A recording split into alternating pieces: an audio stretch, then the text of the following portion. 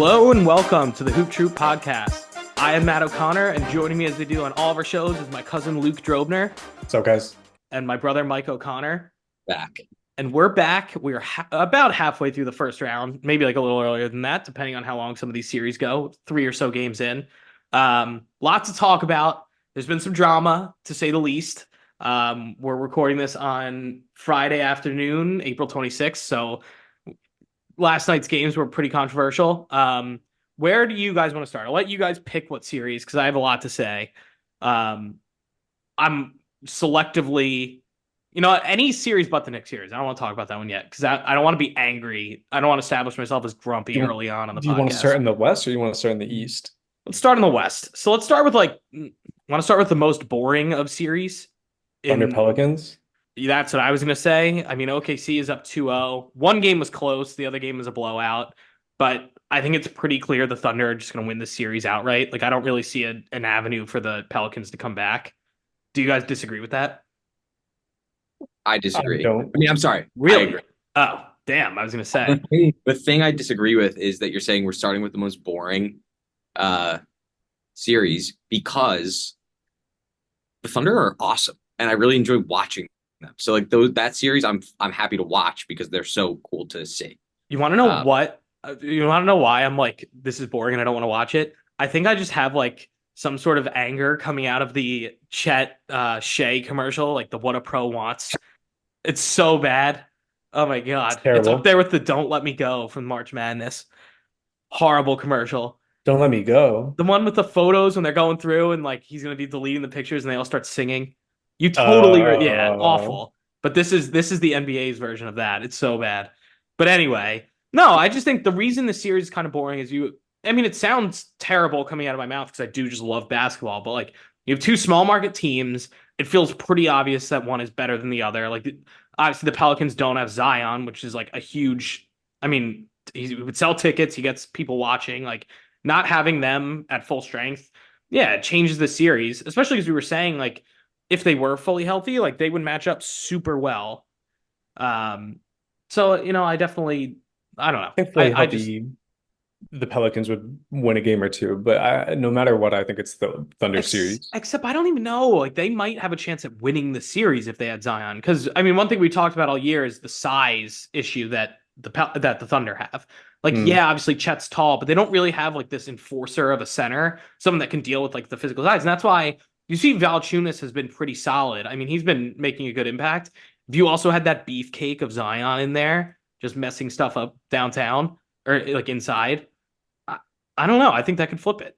We got a glimpse of it in the play-in. He was unstoppable. I haven't seen Zion look that good since Duke. And I think the Lakers would have lost that game. If Zion doesn't get hurt in that game, he was dominating. He had 40 and 12 or whatever in all but the last like 3 minutes of the game. It's a bummer. I really wish Zion had come back because I think the Pelicans Thunder matchup is better than Pelicans Denver. And I think if Zion was back, we wouldn't have seen a blowout in their last game. And, I do think they do match up well. We touch on Valanciunas. He had the first 12 points of the second game for the Pelicans or something. It was crazy. So I don't think Chet's big enough to guard a guy like that yet. And will he ever though? Huh? Will he ever, though? How much weight is he going to put on? And does he have to be? Right. Yeah. Especially with the way that, like, the modern big is heading. Like, most of them aren't that muscular. Like, they're kind of lanky be a guy. Now. Yeah, that's true. Someone's going to zig when everyone zags. Yeah. So, and I guess like the Thunder don't really have like a true power forward. They play Jalen Williams there, so Zion would make a lot of sense in like a mismatch type of scenario, especially on offense. So, OKC is up 2-0. Do you think they close it out in 4? Been the biggest storyline for OKC. No, he's continued to play well. Definitely. J-Dub too. Jalen Williams has been pretty awesome. The three of them. That core is, my God. You almost don't. I know they have like just picks out of galore, but you almost don't have to mess with it. Like I know obviously you want to say go star hunting, but at the same time, like just keep this core together. You don't know what's going to disrupt it. Yeah, I think you sent that tweet. They were like the favorites to land Nick Claxton or something like that. Mm-hmm. And I was like, well, what are they going to have to give up for Nick Claxton, but Who's a Nick free Claxton's a agent. free agent. Yeah. So And they have so yeah, much money on, like, it's not like they're paying people right now. no, Like, I they think their can biggest go contract ahead. right now is Gordon Hayward, who's expiring. So Right. Also, you can that definitely trade didn't really amount to much. Hayward's not doing a hell of a lot for them. no, but at Not that it least was they a big acquired trade, but Hayward's bird still. rights, Yeah. right? So they can bring him back. Uh, yeah, I think the Thunder are in a good place. And I know we had that big talk about the Pelicans the other day, and you guys were like, I'm out. They got to do something. And I was like, no way, I right? know we were texting about it. I think you do. I think you have to look at them. You have to start.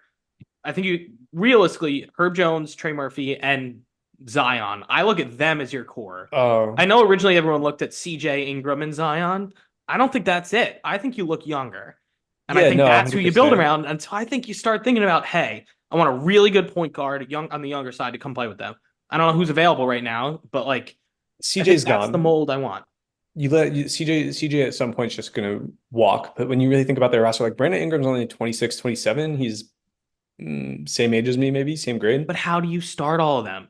You have this logjam Brandon at Ingram can wing. play like shooting guard. Herb Jones can play shooting guard. Trey Murphy can be sixth man. Right? I just think like the lineups they have. If you play a team like, if you think about like some of those Warriors teams when they had Draymond at center, you don't think Zion could bump down to center, and then you have so much pace and space, and they do need a point guard. And I know they have Dyson Daniels on their roster, but Who's been still so better. I young. mean, like he definitely, especially when guys got hurt early in the He year, he plays looked better. defense too, right? Which is what they need if you think about like Do what they have Zion assets? does defensively.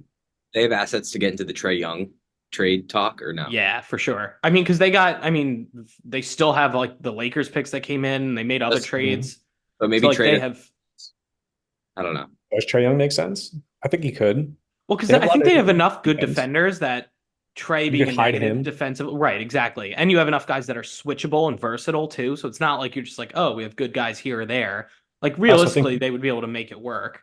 yeah, you can ask more out of Zion too. I think Oh, Zion for did a good job sure. guarding LeBron against the Lakers in that one game. So Yeah, definitely. Um, no, I do though. I think you have to start thinking about it, especially if they do get swept. Everyone's going to give the excuse, well, we didn't have Zion, blah blah blah. But I still do think you have to, at this juncture, really start thinking about, all right, who's here to stay, who's long term, because you are eventually those price tags are going to hit yeah, for yeah, all of yeah. these guys. So maybe you start looking at it now and you start thinking, hey, you know what? We could sell high on Brandon Ingram. We could, How about I don't think instead you're moving of Zion, but Trae Young, you go after like a DeJounte Murray, right? I think the rumors that the Hawks are going to trade one or the I other, like Murray more there than Trey Young. right? So Frankly, I think I like Murray, period, more than Young, just because of the defensive upside. Yeah, I guess yeah, Trey's probably a better passer and scorer, but like, it's not like DeJounte's that much worse in either regard. yeah. I think in the right situation, Trae Young could be a Damian Lillard type of player. I don't think he'll be anywhere as good as Steph Curry, but I think he's like a ball dominant 3-point shooter, could be a number one option on a team, but what type of team? A playoff team, a championship team? So True. that's just where I see Trae Young.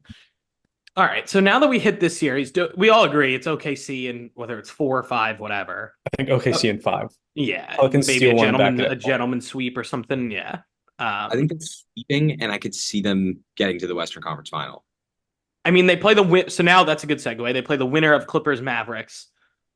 That series has been good. I mean, it's split 1-1. The Luka Clippers had a kind of fell terrible game apart. one. Luka had a terrible game one.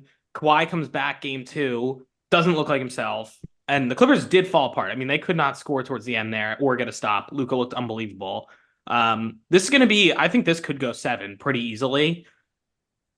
I do think whoever wins this looks fairly vulnerable to OKC.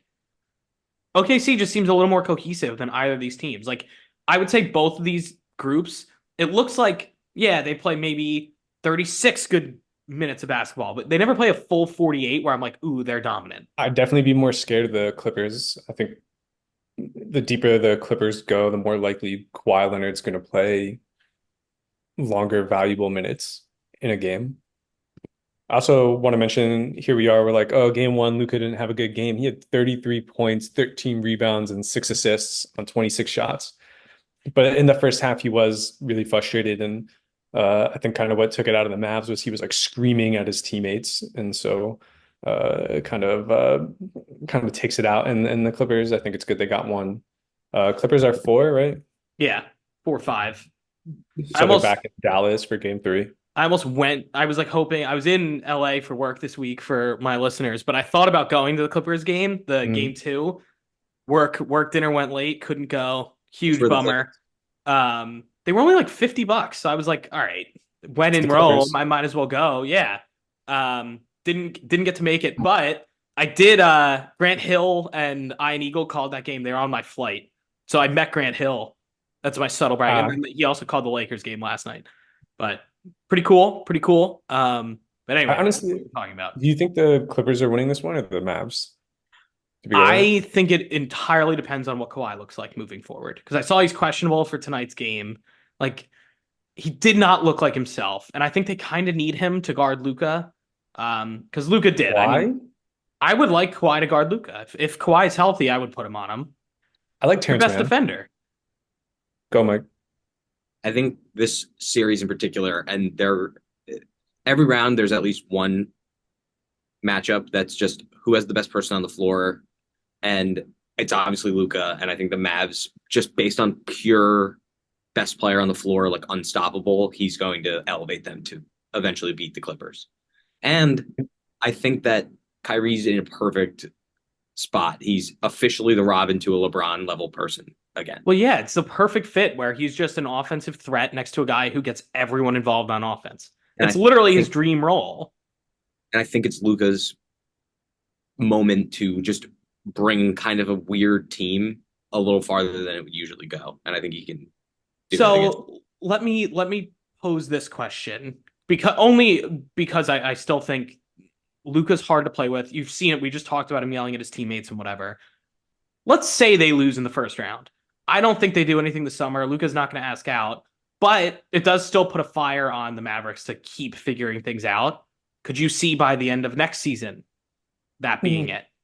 Because I think that if things go wrong for the Clippers, I think Paul George might leave. Like if they lose in the first round, Paul George is going to go get money somewhere else I really and find don't a good see. situation.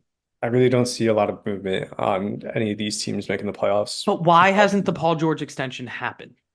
Because Paul George wants to know what's out there, and there's nothing wrong with that, right? I think why hasn't the Isaiah Hartenstein extension happened? If Well, we you think about can't extend it. guys close to home, right? So I think Paul George wants to be in LA. I think they're a playoff team, and I think Paul George is going to be on the team that helps him get to the NBA championship, NBA finals, the easiest. And I honestly think that'll be the Clippers. He's been there. They all know each other. They're all going to come back. They're going to have another great run.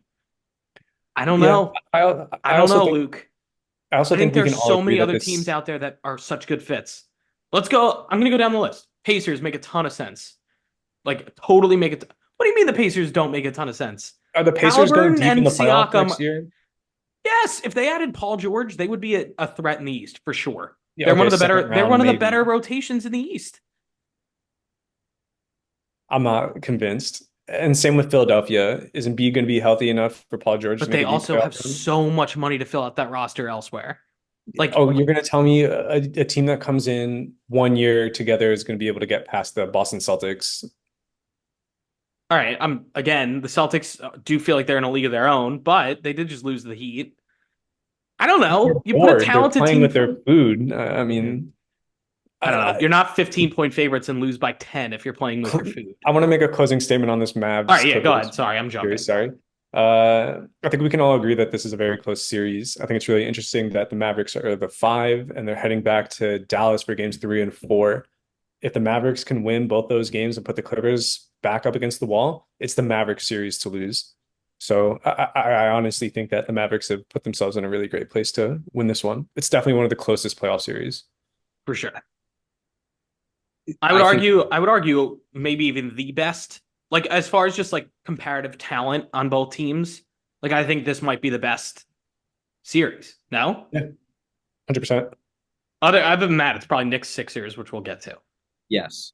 All right. So jumping now, let's just stick in the West. With tonight's game, we got Suns Timberwolves. That's my favorite series. I love that Minnesota's up 2-0. It's great. I've loved this one too. And they've kind of handled their business. Like it really hasn't felt particularly close. Yeah. I think we've continued to see issues with Kevin Durant led teams. They always play like this ISO ball. Well, you I do know, think they've been, and credit to the Timberwolves. They played really well defensively. I mm, mean, God, across the board, they're the I mean, best everyone defensive has team in the stepped up. league. Right, everyone has stepped up. But you're right with the ISO ball. But it's not just Durant. Like I feel like Durant isn't the one doing a lot of the dribble, dribble, dribble. It's weirdly Bradley Beal that they're putting the ball in his hands too And much. Devin Booker. But Both of and them are but again, holding. I get Booker because like going into the season, everyone was saying Booker is going to be the point guard for this season. So I They need get a it. real I point get guard. him being the one facilitating. Beal though feels like the one who's getting the ball more. And I don't get it. He's never been known as a facilitator, but they're I asking think him to do so much of the creation. I don't get it. they don't have a real point guard, so they kind of have to pick one, right? Like who's bringing Nor the do they ball have to the floor and money who's going to next help. season to get a real Huh? point guard. Yeah, they do have money next season. They have minimum contracts. That's all they can sign Uh, people to. yeah, maybe they'll find someone like a Kyle Lowry or something like that who's playing valuable playoff minutes, right? So I guess, but is that I think really that's what you their want? realistic Yeah, is option. that going And to we see change your? Well, Can what do I you got? Yeah. interesting Bradley Beal's contract is terrible. couple things. Are we downgrading Devin Booker stock based No, No, I on think this roster is not. He needs kind of what the Suns roster was, he looks where. he does not look good at all But this I year. would rather him on a team where you have a solid point guard and a Chris good Paul, center. Like I that's DeAndre Ayton. I just think that's a better fit for a guy like him. Like I look at a lot of the two guards in history who have been like the good two guards, and a lot of them have a strong big and then a point guard to actually set the offense and run the offense and create Yeah, something. And 100%. then you ask whoever that shooting guard is to go score. Like Yeah. hell, Kobe. I Look at the mean, Timberwolves right now with Mike Conley and Anthony Edwards, yeah, honestly, Rudy yeah. Gobert, Karl Anthony Towns, right? Like that roster is perfectly constructed around Anthony Edwards. They're awesome. It almost brings me to a place where I'm like, what are they going to do with Towns? Do you even move him? Like he's perfect where he is, actually. They have a continuity. You keep him around until something so much better comes along that you can't keep him. There's also the And money question there, but and I noticed it in this series. It's like when he's not the focal point of your team, you're like, holy shit, it's this like 7 foot guy who we can't leave alone Shoots on and the free throw dribbles line. and Like he just adds a layer to their team that's crazy. And Gobert's humongous. So yeah. I Gobert like wants to get physical too. I think you have to kind of bank on the fact that Anthony Edwards is going to continue to get noticeably better and not even just like small increases here or there. Like he's going to be a top 5 player in the He's NBA. got that dog. It doesn't even have to be like he has to improve season over season. If he just comes into a playoff series and says, I'm the best player in this series and makes it so, which he can, It's essentially what he's done in this series. I think, and there's a lot of guys on that roster who are really under the radar good. Nikhil Alexander Walker, Naz Reid just won Sixth Man of the Year. Jaden McDaniels is underrated on offense. You know We what you all know have to he's a do? great defender. He's been very good on offense as well. I think you So have to give Tim Connolly so much credit for this. And I know everyone's going to say you gave up too much for Gobert. Fine. But look at his track record. it What he works. didn't, he assembled this Nuggets team and then left and now is assembling a dominant Timberwolves team. It I definitely mean, works. he's cooking. He's really on fire. do you think Phoenix can pull it out tonight? No. Because Tonight, maybe. I mean, like, I It's think they'll over win for 2 Phoenix. games. I think it goes 6. I think there's too much firepower on Phoenix to say, like, they're not going to win a game or two. see this being a sweep. If we see movement from a team in the West, it'll be the Phoenix Suns. People will be either coming in or coming out. But they can't. They literally, I know they extended Grayson Allen, but they literally do not have money. They're capped out on the hard cap. They can only add minimum contracts after this.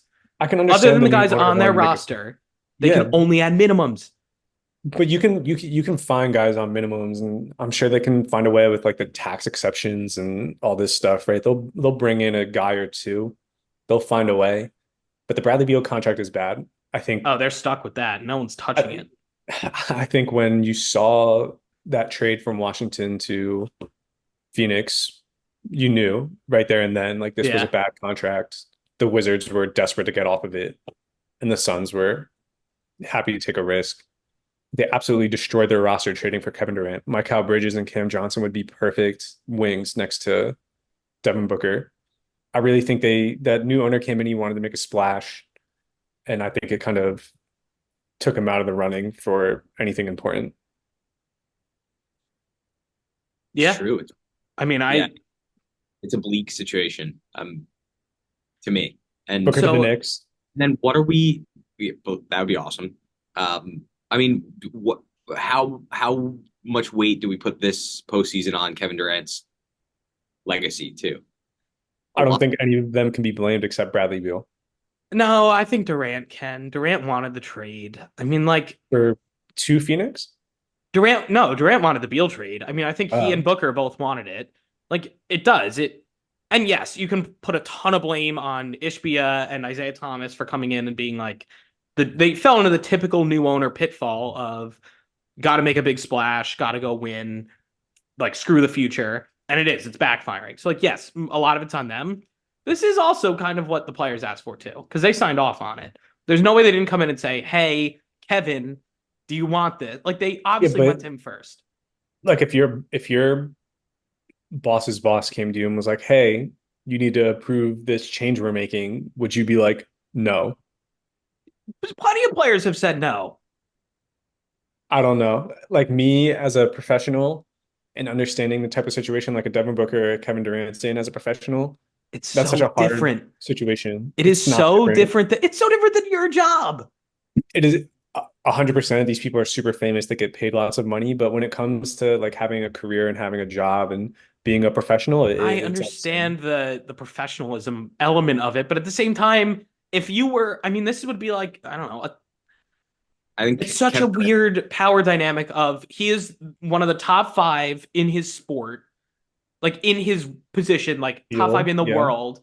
And then his bosses are just the richest people in the world. Like, it's not like us arguing for anything. I'm not top 5 in insurance. No, but there are people who work at Amazon who are top 5 in their field, right? And like this Andy Jassy, the CEO, might come to them and say, "Hey, we're going to hire this, CTO, senior vice president, and we want you to, we want to make you aware of that. Are you comfortable with this?"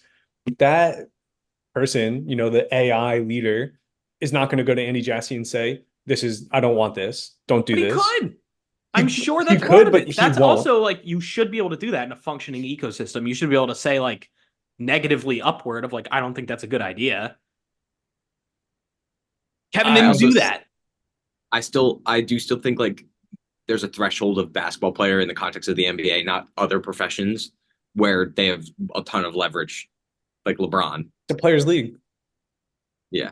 But even then, like, how much of what the Lakers does is really like LeBron pulling the strings? Some of it for sure, right? LeBron might say, "Hey, pay this guy, keep this guy here. Maybe we should move on from this guy." 100% LeBron has influence like that, but I think less so now after the Westbrook trade, but look where that got him. Yeah.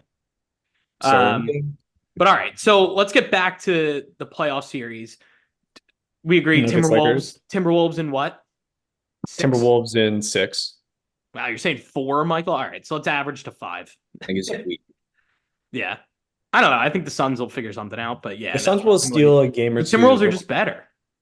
Yeah, 100%. But like the Suns will have a game where everybody shoots 55% from the field, and there'll just be no way for the Timberwolves to stop them. You know what's crazy? Now I'm going to use this to transition into Lakers Nuggets. There have only been 2 away teams that have won playoff games so far. 3, never mind. The Heat won. I'm lying. It's not as fun anymore. But through the weekend, there were no upsets. All the home teams won. But now, I mean, Nuggets Lakers, I kind of figured, all right, Lakers are up by double digits in every single game, and the Nuggets just keep coming back and winning. It's spectacular what we're watching.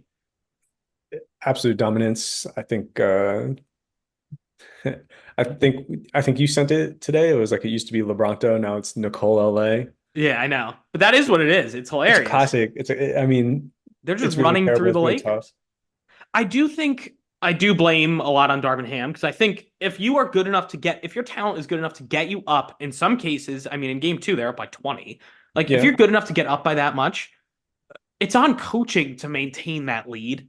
Like, I understand the players, like, you got to slow the game down, maintain it. And I just think a lot of that is coaching mistakes. Like, I just think there's a way to stop the bleeding if you are giving up a lead and to kind of Mm. find your footing. And a lot of that falls on coaches to, proactively call timeouts when you notice a lead is slipping or something's not working. And Darvin not doing that.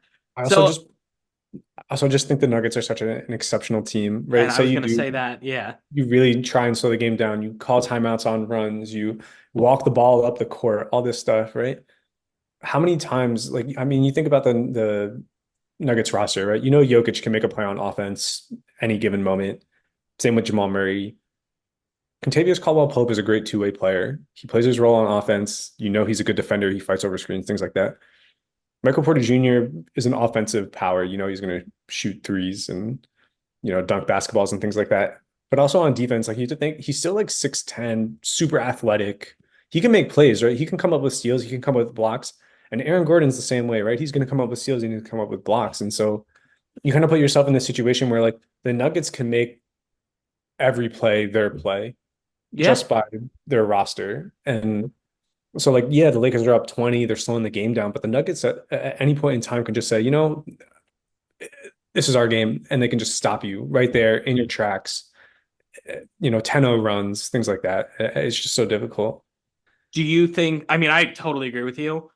Do you think it's Nuggets in four? Yes, easy. Really?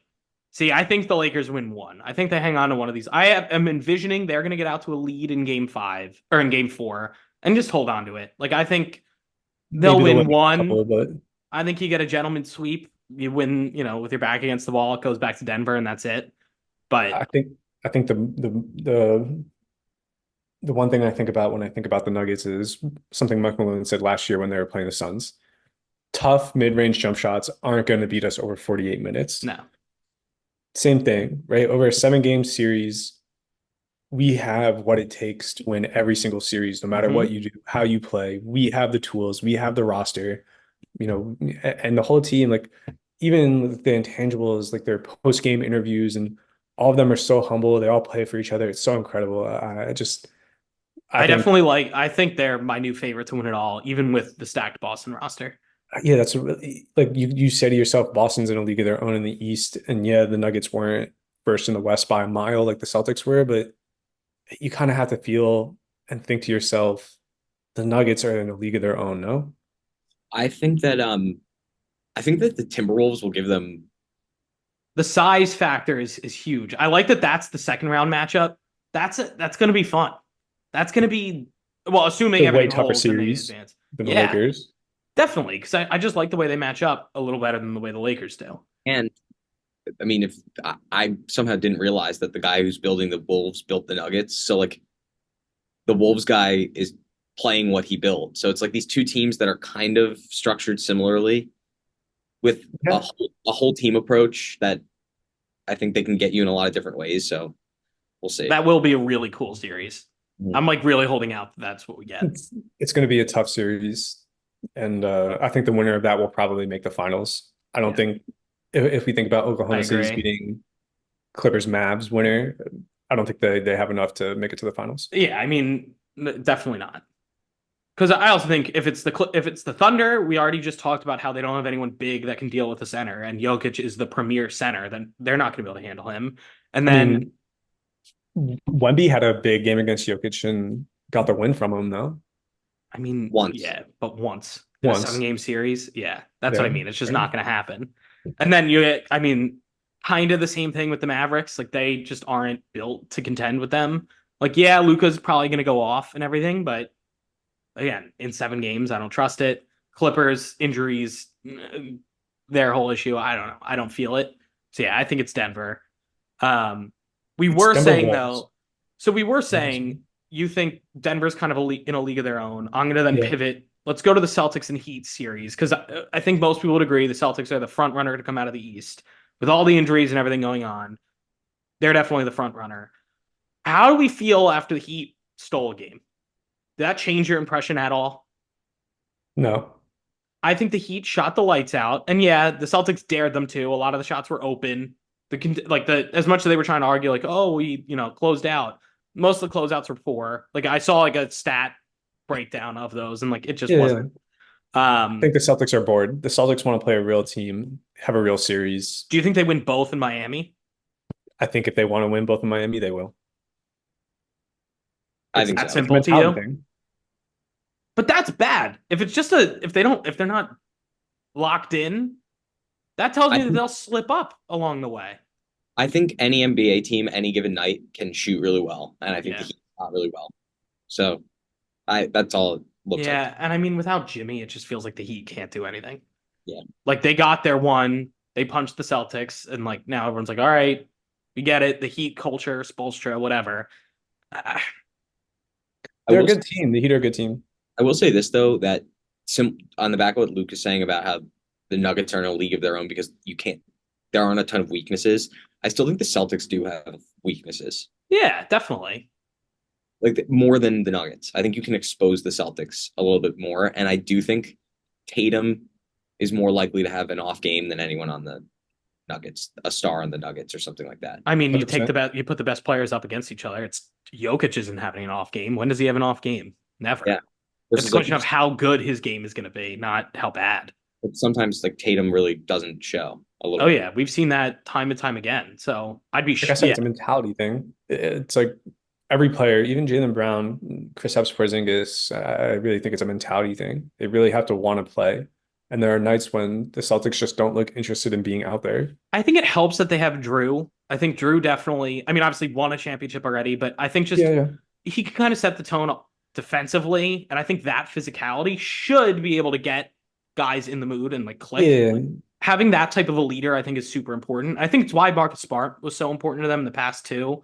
But I think Yeah. Drew takes that to another level. So I think that's kind of where it starts. It has to start with them, is how much Drew can get the rest of the team really engaged.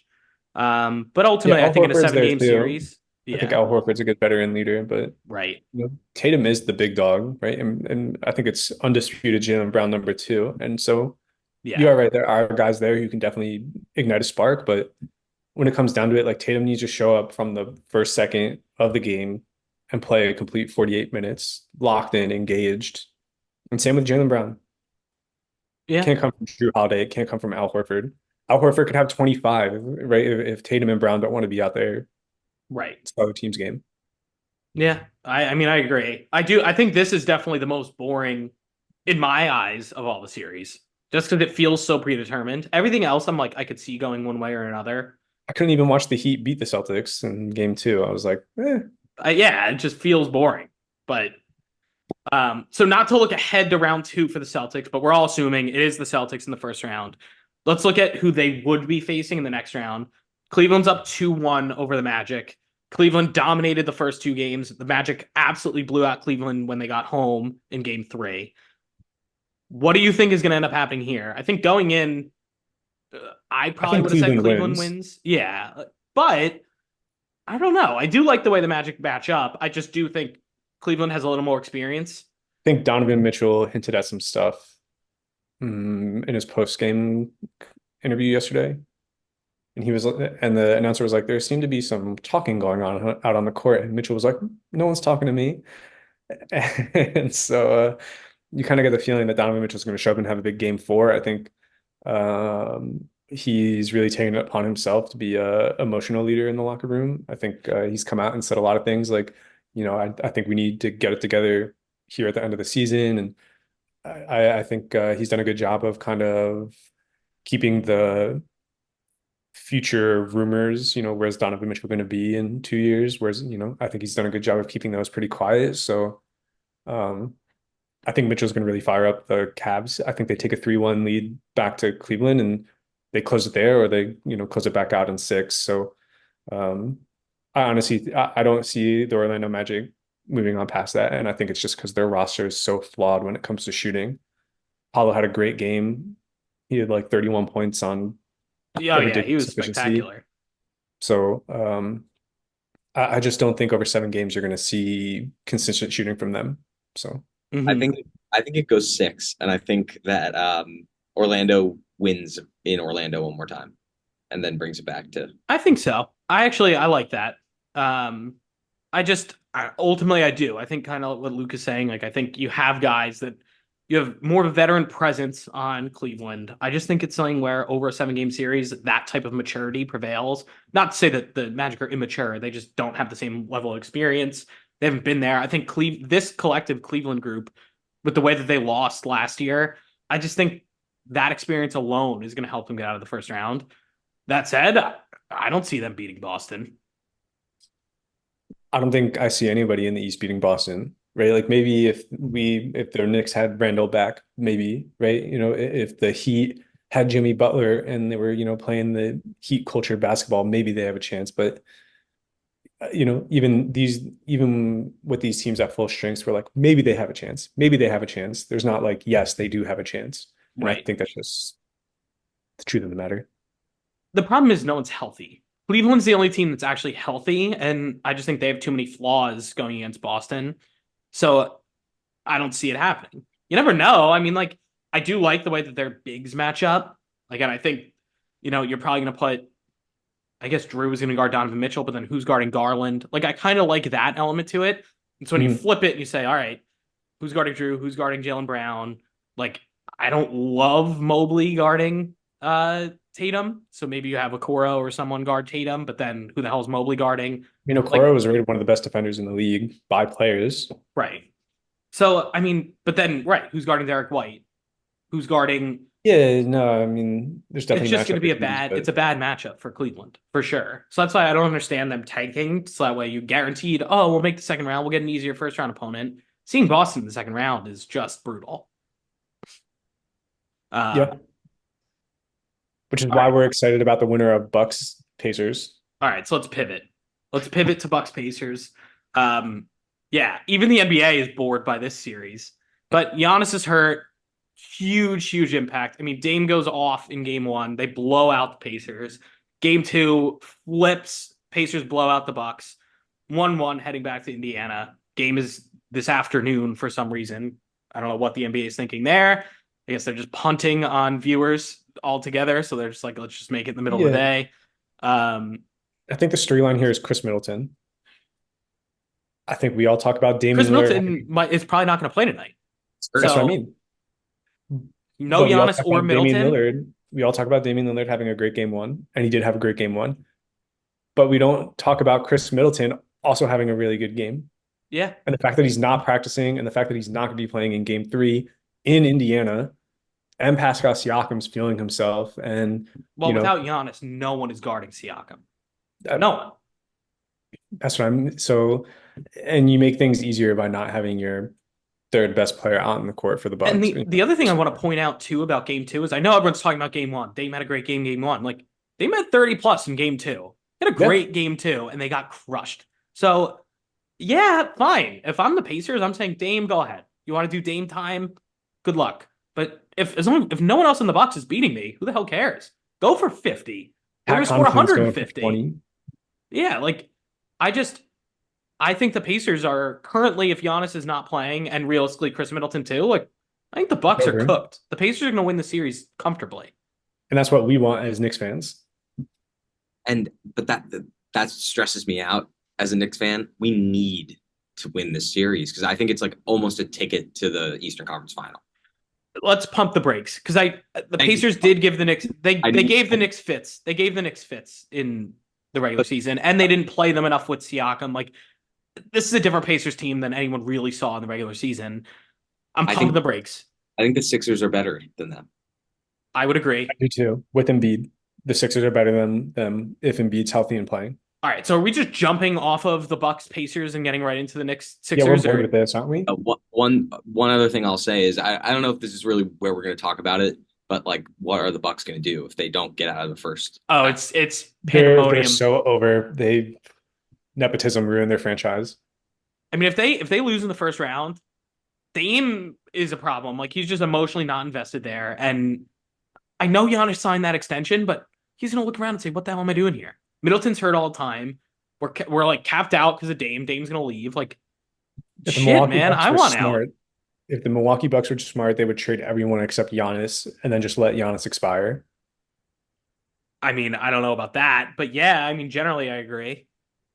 I mean, it's not like Giannis can go anywhere, but also I think you owe it to Giannis to say, "You want us a championship? Like, we'll help you out if you want to leave." Kind of like what Portland did with Dame, but not exactly. Yeah, I think I mean, I'll give the Bucks credit though. Like they brought in Damian Lillard. You would think that that would have. But Dame didn't dial in. He doesn't want to They be brought in there. how I mean, think about it. They brought in Drew. Like they did things for Giannis and it paid off. And they tried again. This time though, like, yeah, they got rid of one of his best friends in Drew Holiday to get Dame. And then now you bring in this disgruntled star who like didn't really try in the regular season. I don't know. I just think it all seems bad. And No, even the other core players, like outside of, I know we're fixating on Giannis and Dame, but like even the rest of the core, it just feels like no one is gelling anymore and it's crumbling. You have aging vets. Like it just is no, like, it's they've continued bad. to do what we talked about with the Suns, right? The Suns owner comes in and they try and make this huge splash. Same thing with the Bucks, right? They get eliminated in the first round. Giannis was injured for the first two games. Mike Budenholzer is going through personal issues, and they panic and they freak out and they trade Drew Holiday, which I think was a bad move. They fire Mike Budenholzer, which I think was a bad idea. And then throughout the season, they've continued to hit the panic button. They had Adrian Griffin. They were playing very well. Who had a better winning percentage than Doc Rivers ended up having, which is just No so damn reason to funny. fire him. Absolutely no reason to fire him. I But they mean, he was did. bad. Don't get me wrong, but I do think that's more the personnel than him. No one was buying into what he was doing, and Yeah, that but was the again, problem. here I am, trying to relate to Kevin Durant and all these guys as a professional. I'm the Milwaukee Bucks players. I need to buy into this head coach, right? If we want to win, I need to be on board with this head coach. Whether Yeah, or you have not an I agree with obligation. him or not, I need to be on board with him. I think And it's they couldn't, hard and when you that's have why a they're team of. failing. I think it's hard when you have a team of veteran players. I think it's hard. If you're a veteran player, you should understand that what you did was absolutely wrong and you hurt your own chances of moving forward, right? You are I your see own. both sides. I see both sides of the argument. One where, yes, absolutely, you should buy in and listen to your coach. You have to. But when you've been around and you're playing, I mean, think about it. You have guys who've won championships. Most of that core who's there won on that team. And you Fair. know what it takes to win. You see things that worked. You know the personnel like the back of your hand.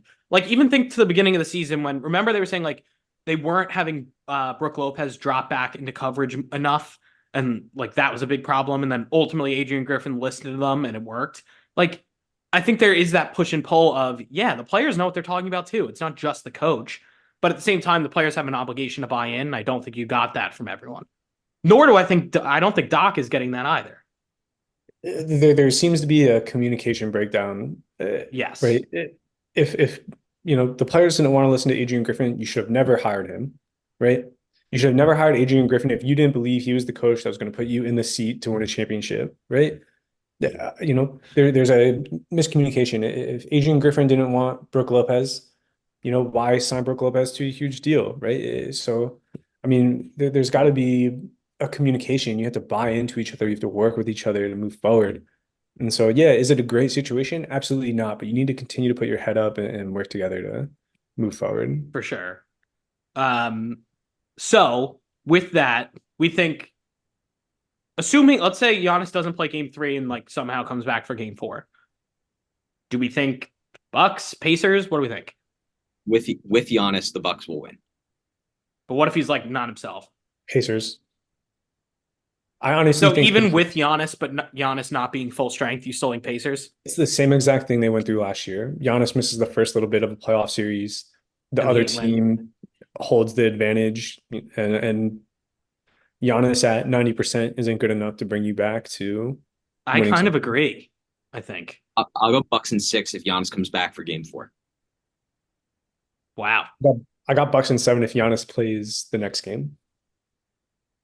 Yeah. Honestly, I'm going Pacers in 6 because I think depending on how long Giannis is out, they can even if they get up 3-1 and Giannis comes back, like maybe Giannis wins 2, but there's maybe. no way you can rattle off all of those wins. I All agree. right. With that, let's pivot to our favorite series so far. As Knicks fans, it is Knicks Sixers. The Knicks went up to a 2-0 lead. Both the first 2 games of the Garden were close. The Knicks ended up winning the first game by a little more just after like they kind of blew it open, but it was close generally throughout the game. Game 2, crazy ending, stupid. We'll get into it, but whatever. Then game 3, the refs overcorrect. Sixers win. Embiid goes for 50 when he should have been ejected. Mitchell Robinson gets hurt because of Embiid like being reckless. Yeah. Just setting the stage for anyone living under a rock who doesn't follow my Twitter. But yeah, so looking at how this series has gone, as Knicks fans, how do you guys feel? Do you feel like this is one that we can win still? Do you think it's not? What do you look at? I understand the way the refs are playing the advantage. I think, So yeah, it's incredibly physical series. We absolutely stole game two. Watching but it, I was like, they're gonna call a foul on somebody, and they never yeah. did. And we got up a couple 3-point shots. I think that first shot that Dot didn't even change the shot, ball doesn't lie. Obviously, that's not going in. Watching real time, I was like, that was a foul on Hart against Maxey. That was a foul on Brunson against Maxey. You know the thing I don't understand? I know the 2-minute report said that they did foul him, and that's fine. You know, they probably did. Yeah. I don't understand how the 2-minute report doesn't pick up the Maxey shove off of Hart. I thought they did, and they said No. it was marginal. Yeah. No, they say that's marginal. Meanwhile, he does a 2-arm extended shove on Hart. I just think it was them overcorrecting, saying, "Oh, Philly, we screwed you." Very It was physical series. It's them The story saying, of the "Oh, game sorry, was- Philly." But then the now story of you the game overcorrect in was- game 3. The story of the game on game two was, yes, you got fouled, and the Knicks got up a shot that we missed, and you had 4 guys standing in the paint, and Isaiah one blocks Hartenstein out. comes down with the offensive rebound. If you wanted to win that game, all you had to do was grab that rebound, and there would have been nothing, right? Nobody would have complained. Also, And they were up 8. Like they were up down the stretch. Like, don't let it get close. it's a physical series. It takes a lot out of you physically. It takes a lot out of you mentally. You need to play a full 48 minutes of basketball. That offensive rebound from Hartenstein was key. Us as Knicks fans, we understand this team. They're going to fight 50 minutes for a 48-minute game. Nonstop. Guys will play the whole game at a very high level, intensity, locked in. The Sixers need to bring that. We're not an easy team to beat. You shouldn't come in here and all the complaining after game 2. Oh, we're the better team, we're this, we're that. You have to fight against us. If you want to win a game against the New York Knicks, you have to step up. You have to fight for 48 minutes. You have to play physically. And I think when we got to game 3, Joel Embiid is obviously injured. The NBA makes a lot of money off these series. The refs are trying to call the game a little more loose because Embiid cannot hang physically injured like this. And he reaped the benefits. We weren't allowed to touch Embiid last game in an incredibly physical playoff series situation. And that was the story of game 3. Yeah. Can I go on a rant? Sure. Can I have the floor? I think it is asinine that Joel Embiid was not ejected last night in game 3. You can't But he eject didn't- players. It doesn't what even he- matter if Mitchell Robinson did that. Mitchell Robinson shouldn't have been ejected. Yeah, what are you talking about? Yes, he should have and would have. If that is any other player, a role player, they're ejected and suspended the next game. That is not a basketball play, and that could literally end someone's career if they come down wrong. It could. 100%. Like, Embiid It is- should I get don't a understand $1 million what we're fine, doing. but you can't eject him from the game. that is wrong, Luke. It is a flagrant foul. They've called flagrant 2s for so much less. So much less. It's only because it's Embiid and it's in the playoffs and the way game 2 ended. They didn't even call the other flagrant. Exactly. where he Listen to kicked what you just Hartenstein. said. It's But Embiid and listen, it's in the But playoffs. listen, they didn't call a flagrant on Embiid earlier when he kicked Hartenstein in the nuts for no reason. Then Embiid gets away with that. Then Embiid is flailing later on down the court, kicks Mitchell Robinson in the nuts, and lands on his ankle when he flailed and fell. Then, at the last play of the game, he hip checks Anunoby, no call. The refs let him do whatever he wanted. Not only did he not get ejected, they rewarded him for being a dirty player. It's absolute nonsense. And I'm going to go one further. Now I know I'm putting on the tinfoil hat, but the Knicks fans obviously assembled the clips of everything I just rattled off, and they put together compilations on the internet. Now the NBA is servicing and saying, oh, we're going to copyright these. You can't have these videos out on the internet. Meanwhile, everything else is fine when everyone else is ripping stuff off and putting them on the internet. The NBA doesn't even want to get out there. It is insane to me that these, and now I'm going to sound like the media, but like no one's talking about this. It is insane to me that he literally, Mitchell Robinson left the game in a walking boot. He injured the Knicks' best defensive center who held Embiid scoreless in the fourth quarter of game 1. Like, Embiid was sucking ass getting defended by him, so he injured him. It is so flagrant to me. I don't understand how there's nothing from the NBA on it. I am losing my mind. It's egregious. And then Like, Embiid is like flapping around, complaining every little ticky-tack foul that isn't like marginal, barely even contact, and crying about it. The guy's yeah, a yeah, yeah. loser. Honestly, like the guy's a loser. I literally can't even handle it. And I think the NBA has a huge effing problem on their hands. Go ahead, Michael. Sorry, I'm. Mitchell Robinson out for the series, or is he going to play? They don't No, know. I mean, we don't know. Like it's Oh, gray area. We haven't gotten enough. I would guess that Mitchell Robinson's going to want to play, and Yeah, I mean, I'm sure, but I hope that he does. I think that you ended it with what I think it's been all season, and it's been in a lot of different cases, and we're now the benefactor of it. I mean, they missed the fouls on Maxey too. I will put it both ways, but like, man, maybe it's just the effect of having like human referees that the amount of errors and the amount of but there's I a think difference. the power of suggestion too. Like they really feed into the home crowd wherever they are. But They there's a think about difference. they think about what happened before, and it informs the way they're calling things. There's a difference between missing calls. I get that. And flagrant fouls that injure yeah, people. you Like know, that I hip think check on Anunoby. I'm not even talking about Mitchell Robinson at this point. The hip check on Anunoby that was a screen. The ref is right there. And the Knicks just hit 2 threes. They cut the lead to 7. Like, that's a big swing. I think it's a game, right? Like when I go out and I play pickup, sometimes things happen. Sometimes I get hit in the face and the guy comes over and he apologizes. Sorry about that. And I always say something like, This isn't we're just out pickup. here This is the playing. Things NBA happen. playoffs. Fouls are fouls. Whether I'm playing basketball down the street or it's an NBA game, the situation is similar. Obviously not the same. I'm not an NBA player, but it's still just a game. And I think you love to win. I don't like losing pickup games. I'm sure if I'm Jalen Brunson and I'm a basketball maniac psycho person who was willing to put in the time and effort to make it to the NBA, I hate winning. I hate losing even more, right? I think what's really special, important to recognize is both games were wrong. Josh Hart and Jalen Brunson could have injured Maxey. He didn't, right? They didn't. Mitchell Okay. Robinson happened That to is get caught so up in different something. between could have injured Maxey. I think it is That different. is so different. The only reason I think it's different is Embiid like grabbing Mitchell Robinson's leg on the way Embiid down. is on the ground. He's out of the play and just grabs at Mitchell Robinson jumping up, grabs at his knees, and he yanks him down. That It's is an so attitude issue, different for than sure. bumping into Tyrese Maxey And the refs need to, and kicking make sure he both doesn't do it Hartenstein again. and Mitchell Robinson in the nuts. Like he was dirty all game. I don't want to hear it. And well, fine. You want to talk about the whole series? Fine. Refs have interfered in both. Joel Embiid has taken 45 free throws this series. Jalen Brunson, OG Anunoby, Isaiah Hartenstein, Deuce McBride, and Dante DiVincenzo collectively have taken 43. It's bullshit the way that this series is being Yeah, called. no, it's He's never foul fair. hunting and getting It's never rewarded fair. for it. They're doing dirty ass shit on both ends. I mean, I think part of the reason Embiid doesn't get a flagrant when he kicked Hartenstein in the nuts is because Lowry picked up a flagrant on the play before. Like, it's not isolated, and it's awful. I think the games have been called horribly. It's a physical Then you game. tack These on guys are out there fighting. but it's the comparative nature of these fouls. Sure, fine. You want to say that the Knicks are committing You can't fouls and compare Embiid's them. getting the line. Fine, but they're narrower. They're not as severe. Whereas Embiid is being blatantly flagrant. You can't compare them. How You are can't you say, well, this defending was this? worse than Oh my that, or God. this was worse than that. Like, Oh my God, I'm gonna there are melt down. there are times in my career when I say to myself, this isn't fair.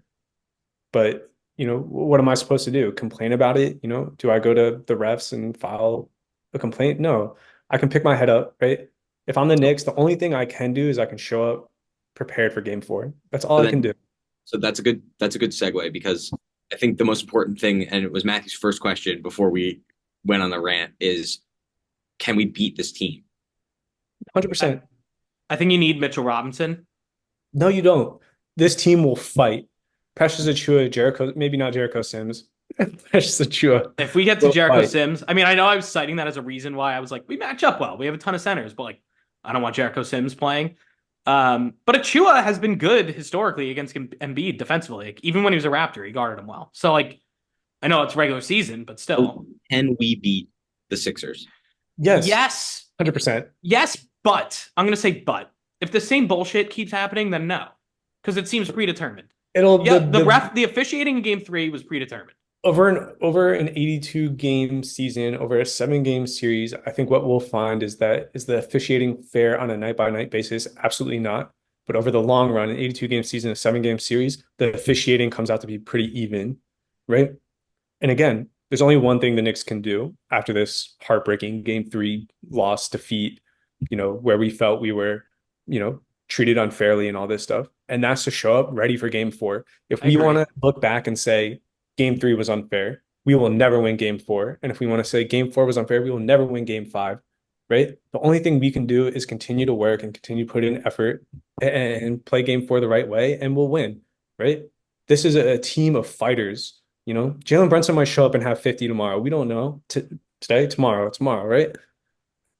I just, I think Philadelphia filing all these grievances and making these big complaints shows what type of character they are, right? I think it's Nick Nurse saying he didn't see it. Yeah, right. That's what I mean. These know what guys else I don't obviously like? are not high character. Where the I'm going to Knicks complain have again one not more done time. any of this. I'm going to complain again one more time. Embiid selectively choosing last night to be like, I am suffering from Bell's palsy right now. It's bad. I get it. I feel bad for him. Like, that's not easy. But at the same time, like, dude is like, instead of taking interviews, he's like putting his head down after the other games. It's like he selectively waited for himself to be in the doghouse to be like, oh, I'm hurt. We can hate speculate that. all we want. He's but absolutely controlling the narrative. It's bullshit. He had On the such a Knicks- dirty game. Draymond would have been ejected after the first thing. Like, I and think now it's he's like hiding behind, oh, my eyes open. Garbage. It's garbage. I think It's it's nonsense. I think it's important that we have both types of Nick fans here. I think we need Matthew's energy, and I think we need Luke's energy together. I appreciate that. It's insane to me. There's only It's one thing we can do. insane. Focus on yourself. Stop thinking about the Sixers. Think about what you can do. I'm thinking about the Sixers. So All I want to do is That's what they want. They're in your head now, Matt, and because they're in your head, it's reminding me of, I'm a big Mets fan. It's reminding me of how Chase Utley broke Ruben Tada's leg in the 2015 NLCS DS, and then we throw at him once, and Terry Collins is out there yelling, "You got to give us a shot!" Like, that's how I feel. Embiid better fucking buckle up. If I'm the Knicks, I'm coming in physical. He's working for everything. One of these ticky-tack fouls, you're going to the line, you're getting your ass knocked on the ground. Like, it's not going to be easy for you. 100%. Yeah, I'm not saying be dirty. Like, don't intentionally injure him like he did to Mitchell Robinson. But, like, go out there and make him work. And good luck getting 50 when you have black eyes, because you're going to get bumped around. As we should. We should 100% play physical. If they want to up the physicality, we should up the physicality. I'm so angry. I literally have, like, I didn't sleep well because of this. I've been angry all day because of this. I want them to play tonight, to be honest. I know it's good that we have a couple days off because Mitchell Robinson might be able to heal, but I want him. I want him right back. And I feel like the team has to feel this way, leaving that arena. I think Thibodeau's going to instill a physicality in our team. I'm very confident in us. So from an X's and O's standpoint, like, go with, rattle them off. Top 3 things gameplay-wise we need to do to win. Brunson needs to be more efficient. He was great yesterday, but yeah, he has to keep that up. I think DiVincenzo's shot has been off. If he starts hitting more, I'd feel a lot better. But I mean, think about it. He was realistically our second best offensive option during the year. He needs to be better. And then third, I think Anunoby has been a little too passive on offense. He has Kyle Lowry guarding him. Like, he should be able to dominate that matchup every time he touches the ball. And I don't know why we're not going to it more, but he should. He should be able to get into the paint. And that should open up more for I the rest honestly of the think Knicks. it's a Brunson thing. I think Brunson's calling for the ball. Brunson's taking 30 shots a game. It's great that he had, I don't know what he had yesterday, 30. Yeah. Close to 40. Yeah. Yeah. I think that's great. But could you do it on 20 shots instead of 30? Right? That's what I'd love to see. I know it's a physical game and you're not going to get all the foul calls you want, but you need to find ways to get OG Anunoby involved. If he's being guarded by Kyle Lowry, then we should take advantage of that. And Brunson needs to have the state of mind to say, this is not my shot to take. This is my opportunity to create for others. And they said it on the TNT cast yesterday. I think the first thing Charles Barkley said was like, why isn't Jalen Brunson trying to get his teammates involved? And I agree with that. But let me go and look at his actual totals from the past 3 games, because Brunson's been good. Don't get me wrong, but there's individual greatness and then there's team greatness. I understand Jalen Brunson's putting a lot on him to win a series the way we've seen it done when Luka was out when he was in Dallas and they beat Donovan Mitchell, Rudy Gobert, Jazz. I And he mean, did it last year. But teams know this year, right? Jalen Brunson's the guy. We got to stop Jalen Brunson. So how do you change your game to but I do benefit? see, I do think he's been getting guys involved. Game one, I know, and obviously he did not shoot well in either of game one or game two. Everyone's kind of known that. 7 assists in game one and 7 rebounds. Game two, 6 assists, 8 rebounds. Yeah, Game but it's not even about three, the he had assists. 13 assists to go with 38 points. Yeah. That's 39 great. points, excuse me. Statistics are one thing. It's about doing the little things that don't show up in the stat sheets. And he, Brunson, right? If we just make the small adjustments, the small changes, think about, the little things that Josh Hart does that makes our team great. Brunson's got to play the same way. And I think you guys have all mentioned offensive things. We need to hold Maxey to under 25 or something. We need I think to that's the defensive key. I think Embiid, yeah, he went for 50. Like, I don't think he's going for 50 again this series. And it shows he needed 50 on 21 free throws to get, like, that's not going to happen again, I don't think.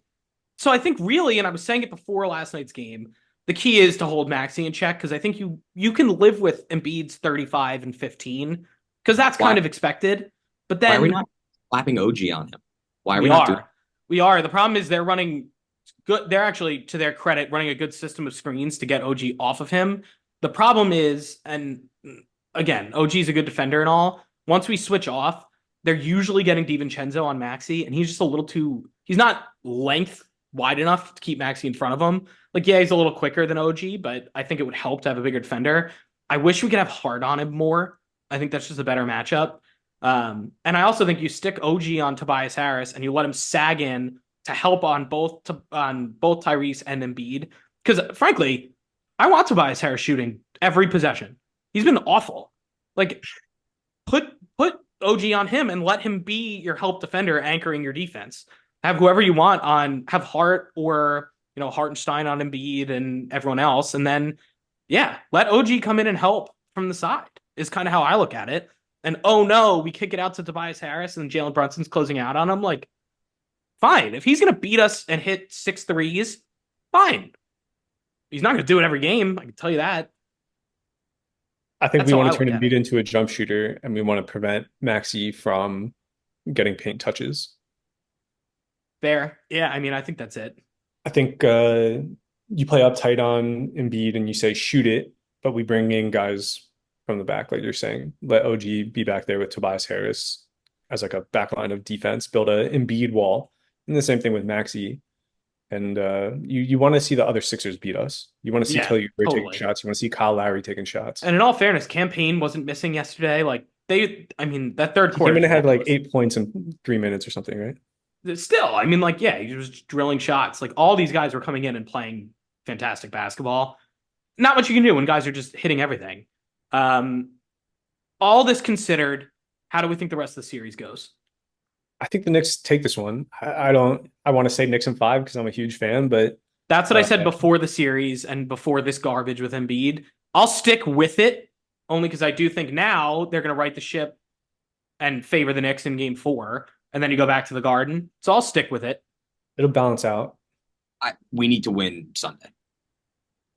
I know don't that even think If we that. take it, I think we take it. I don't think you have to win it to win the series. But I think you definitely, feels like a if you must. go up 3-1, it feels triumphant.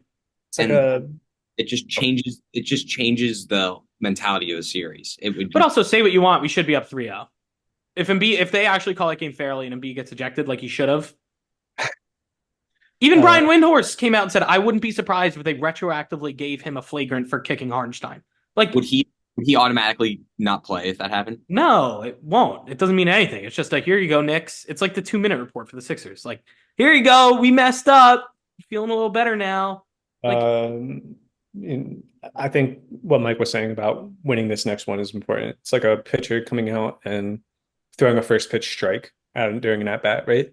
Changes the whole dynamic of the at bat. You can get more aggressive and things like that. So we need to win this. We need to win every game, right? We need to come out and we need to put our best foot forward and win the game. and also, knowing that the winner of the Bucks Pacers is sitting there, You have to be hungry. 100%. Yeah. Oh God. All right. Thank you for letting me rant like that. I've been so like spittingly angry. Oh my God. Yeah, I'm pissed. I hope the rest of the players are. I hope they come out like this. If they feel as angry as I do, oh my God, we're winning that. We're winning game 4. I think they're angry, but I bet they have like a similar Luke mentality, which is like all we can do is play them really But that's hard. what I mean. Like I would want to go. I want to play them tonight. If I, Cooler I heads want should them to feel like prevail. I feel in that. Tibbs Like, should be benching guys who are too hot. If you're out there and you're trying too hard to make something happen, you're getting benched. I think there's a difference between too hot and like playing with a fire under you, and that's how I would be playing. Yeah, 100%. I agree with that, but there is a fine line. Like I would be diving for every loose ball. I would be going for every rebound, boxing out hard. Like every player, even if I'm out of the play, you're getting a butt right to your gut on every rebound. We do. We need to, we need to be calm. We need to be confident. We need to play aggressive, but not dangerous. Yeah. Yeah. I mean, it's all you can do. Does anyone have any last parting gifts of wisdom or anything like that for our listeners? Because I know now that I've rambled on and just been angry for the last 20 minutes, I feel like I need to free everyone. I'm glad it was a safe space, and I was feeling similar frustrations. I'm glad you voiced them for us. It's a very safe space. I'm shocked. I'm waiting for the NBA to come out and say something because I'm not going to be. There needs to be justice. We need to win Sunday. That's I mean, that's going to be the only way to do it. Do you want justice or do you want vengeance? Both. I'm angry. I'm pissed. Okay. We'll figure it out. We'll win. But in any event, all right. Well, I'm going to free our listeners because I could keep ranting, but that's unfair to them and to you guys. So for those of you who have made it this far, this is the Hoop Troop Podcast. Thank you for tuning in and join us next time.